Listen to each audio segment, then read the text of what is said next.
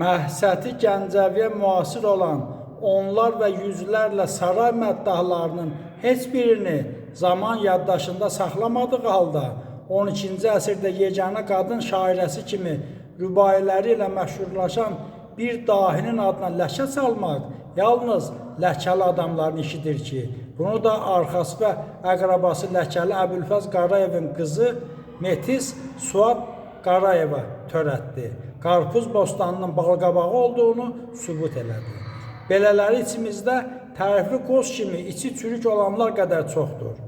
Özgə yanını yuyan atalarından təlim və tərbiyə görüb, qarpız qabığını yeyən yuyulmamış qaşıqlar hələ də var. Belələrini Xəlil Rıza Ulutürk tiranların yanbızını biraz altdan öpənlər adlandırır. Hələ 12-ci əsrdə Ermənistan, Rusiya dövlətləri yaranmayanda təfəkkürü formalaşmış Azərbaycan dövləti məhsətləri yetişdirə bilirdi. Bunu anlamayanların zatına, ənvatına lənətlər olsun.